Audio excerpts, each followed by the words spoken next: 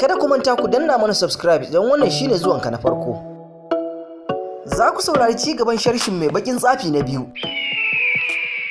Bayan sarki ya danka Aurora a hannun Pixies don su rene ta, sai Devil ya fara leƙen asiri akan Pixies. Ya sanarwa Maleficent cewa sun ɗauko Aurora zuwa wani gida da yake wani bangare a cikin dajin. Ba da jimawa ba sai Maleficent ta wata katafaliyar dangar kaya a duk iyakar da ke dajin na Moss don tabbatar da tsaro, saboda sarki Stephen da sojojinsa ba za su iya shiga cikin dajin ba. Sai ta tafi zuwa gidan da Pixies suke, yayin da suka rikide zuwa yanayin yadda matan mutane suke. A yayin da ta ga Aurora sai ta ji daɗi domin tsinuwarta ta yi tasiri a duniyar mutane. Aurora ta fara kuka tana jin yunwa, amma Pixies ba su san yadda za su ciyar da ita ba. Yayin da dare sun fara bacci, sai ga Devil ya kawo mata wani furen fulawa domin ya shayar da ita. Kwanaki sun ci gaba da tafiya, Maleficent ta fara yin wasa da hankalin Pixies din wajen yin amfani da sihiri don yin ruwa a cikin gidan don ta bata musu rai. Can kuma Stephen ya umarci sojojinsa da su kamo masa Maleficent. Sojojin sun fara kona dangar da Maleficent ta yi. Can zuwa wani lokaci Maleficent ta fara amfani da itacen da ya kama wuta ta fara kai wa sojojin hari. Stephen ya nesanta kansa ga matarsa da kuma jama'arsa saboda tsabar fishi. Sai ya tuna cewa Maleficent tana da rauni idan har karfe ya taba ta, shine ya nemi a kawo masa masu sarrafa karfe. Wata rana Maleficent tana kallon Aurora tana wasa da kwalkwala, sai ta dauke hankalin Pixies din ta sa suka fara fada da junansu, suka manta da yarinyar. Maleficent tana kallon yarinyar ta bi wata kwalkwala zuwa gabar wani rami da ke cikin dajin. Ganin za ta fada ramin, sai Devil ya fara kakatu, wanda hakan ya tilasta ta ceci yarinyar ta hanyar amfani da wasu lassan bishiya ta hana ta fadawa ƙasa. Wata rana Maleficent tana kokarin warkar da wata bishiya, shine Aurora ta zo gurinta sai ta yi kokarin ta kore ta, amma yarinyar ta rungume ta don dole sai da ta dauke ta. Yayin da lokaci ya ci gaba da tafiya, sai Maleficent ta fara jin tana son yarinyar. Sai dai har yanzu Stephen yana turo mutanensa cikin dajin don kama Maleficent, amma ta ga mutanen sai dai Aurora tana kusa da gun, shine ta sa ta bacci, daga nan ta juya kansu. Ta yi amfani da sihirinta wajen tsoratar da su da kyarkeci.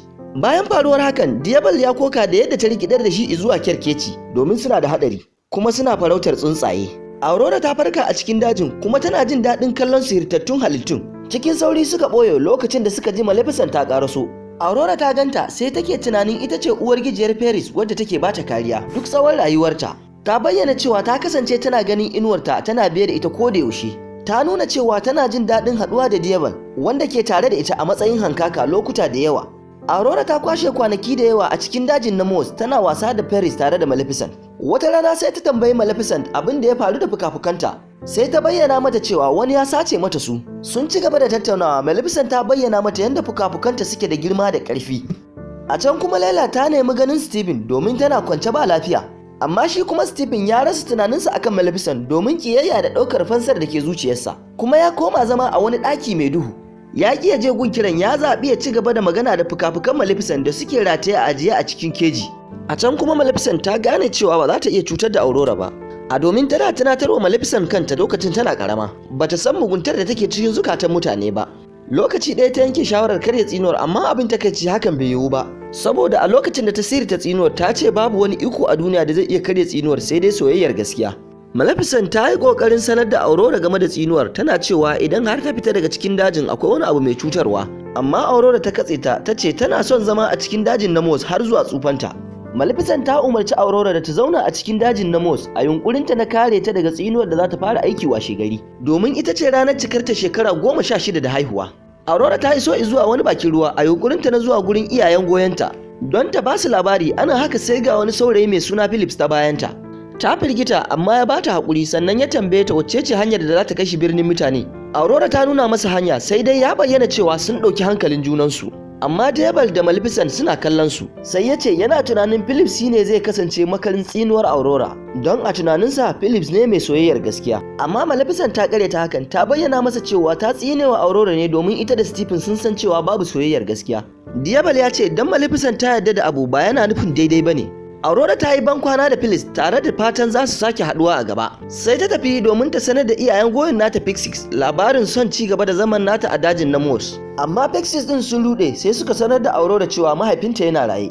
Aurora ta bar gidan cikin rudani, ta garzaya zuwa dajin tana kwalla kiran sunan Maleficent. Sai ta tambaye ta me yasa bata sanar da ita game da tsinuwar da take kanta ba. Sannan Aurora ta gane cewa Maleficent ita ce wadda ta yi mata tsinuwar. Maleficent tana kokarin taba Aurora amma ta ja baya. Ta ce ita ce mutum ta farko da ta fi kowace halitta zalunci a duniya. Daga nan ta juya a guje cikin karayar zuciya zuwa fadar ta mahaifinta. Sai Maleficent ta sa Devil da ya nemo Phyllis domin ta samu damar ceton Aurora. Aurora ta isa fada ta nemi ta yi magana da Sarki Stephen. Ta yi farin cikin ganin mahaifin nata kuma ta rungume shi cikin murna. Stephen ya sake haduwa da ƴar tasa bayan duk tsawon wannan lokaci. Sai ya ce ta yi kama da mahaifiyarta Lela, amma tattaunawa tasu bata yi tsawo ba, sai Stephen ya umarci mutanensa da su kulle Aurora a ɗakinta domin ta dawo a ranar haihuwarta ta cika shekara 16, wanda ya kamata ta dawo ne bayan wannan rana gudun kada tsinuwar ta afka a kanta. Can kuma Pixies sun rikide zuwa asalin siffarsu ta Paris. Suka garzayo zuwa fadar neman Aurora. Maleficent da Diablo sun samu Philips kusa da kogin nan inda suka fara haduwa da Aurora. Maleficent ta sa shi bacci kuma ta rikidar da Diablo zuwa doki. Ta hau suka nufi fadar. Ganin zuwan Aurora ya sa Sarki Stephen ya yi hasashen cewa Maleficent za ta zo fadar don ganin cewa tsinuwar ta yi aiki. Sai ya kira babban sojansa suka fara tattaunawa akan yadda za su kama Maleficent. Yayin da lokaci ke gabatowa, yatsan Aurora ya fara yi mata kaikayi domin tsinuwar ta fara aiki. Sai ga wata boyayyar kofa ta cikin ɗakinta sai ta buɗe. Aurora ta yi sauri ta fice daga ɗakin ta bi wata hanya zuwa gidan kasan da ke fadar, inda tsinuwar take jikin keken sakar wato spinning wheel. Sihirin ya ja Aurora ga wata allurar saka ta soka yatsanta. Nan take tsinuwar ta yi tasiri, daga nan Aurora ta fada cikin baccin mai zurfi. A can kuma Maleficent ta ji a jikinta cewa tsinuwar ta faru, don haka ta makara. Amma duk da haka ta ƙara azama don ceton yarinyar. Stephen ya nuna fishi ga Paris ɗin kuma ya ɗora alhakin abin da ya faru ga Aurora a kansu. Ya fice daga ɗakin ya ci gaba da shirinsa akan yadda zai kama Maleficent. Maleficent da Diablo sun isa zuwa ƙofar shiga masarautar. Diablo ya yi wa Maleficent kasheji akan shiga cikin masarautar, domin damar fitowarta a raye kaɗan ne. Amma duk da haka Maleficent ta ƙudiri niyyar gyara kuskurenta, duk abin da zai faru ma bata damu ba. Sai ta fara tafiya zuwa cikin masarautar. Diablo yana biye da ita tare da Philips yana bacci. Maleficent ta bi ta wata kofa da ke karkashin ƙasa wacce take cike da ƙarafu, amma ta yi dabarun da suka samu suka shiga cikin gidan. Maleficent ta yi amfani da Philips wajen ɗauke hankalin mai gadin ɗakin na Aurora. Ta buge shi ya fada a sume, sannan ta ajiye Philips a bakin kofar ɗakin na Aurora sannan ta tashe shi. Pixies suka buɗe kofar ɗakin sannan Philips ya gabatar da kansa a matsayin basarake. Pixies suka jahe cikin ɗakin zuwa ga Aurora. Diablo da Maleficent sun bi su cikin ɗakin yayin da Pixies ɗin suke fatan Philips ya ceto yarinyar daga la'anar saboda soyayya. Amma sai suka kare cikin takaici domin hakan bai yiwu ba. Pixies sun fitar da Philips daga cikin ɗakin sun bar Maleficent da Diablo cikin karayar zuciya. Maleficent ta matsa kusa da Aurora cikin kuka tana bata haƙuri. Tana cewa don rufewar ido wajen ɗaukar fansa da ƙiyayya ya sa ta cutar da yarinyar da bata da laifi. Don haka ta ci alwashin ceto rayuwar Aurora muddin tana raye. Sai ta sumbaci goshin Aurora ta juya za ta tafi, shine Aurora ta bude ido ta kira sunanta. Diablo ya tabbatar da soyayyar Maleficent ga Aurora ta gaskiya ce domin ita ce ta karya tsinuwar. A can kuma an sanar da Sarki Stephen cewa Maleficent tana cikin fadar.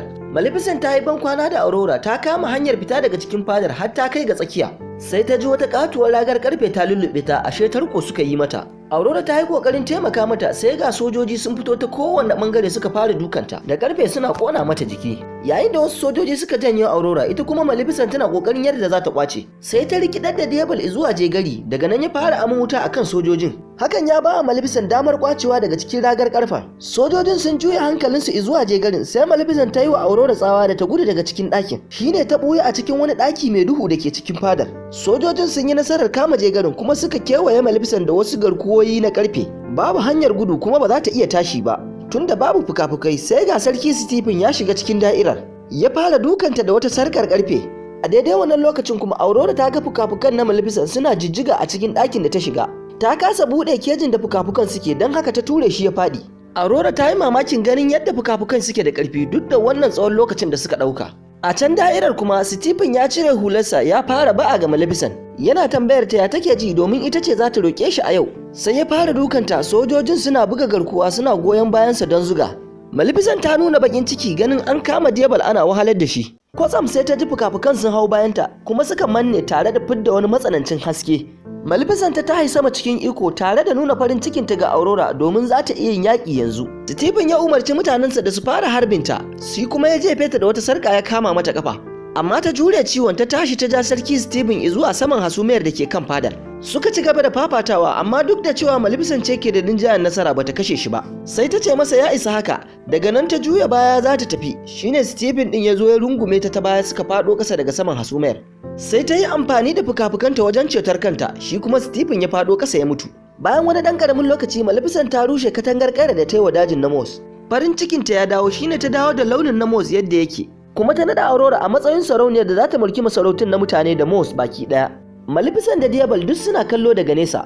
Haka su ma sihirtattun halittun na Mos sun karbi Aurora a matsayin sarauniyar su. A ƙarshe ya bayyana cewa Aurora ce jarumar da ta kawo haɗin kai da zaman lafiya ga masarautun guda biyu. A nan muka kawo ƙarshen sharshin fim ɗin namu mai suna Maleficent, wanda ne masa lakabi da mai bakin tsafi. Ku danna mana subscribe idan wannan shine zuwanka na farko.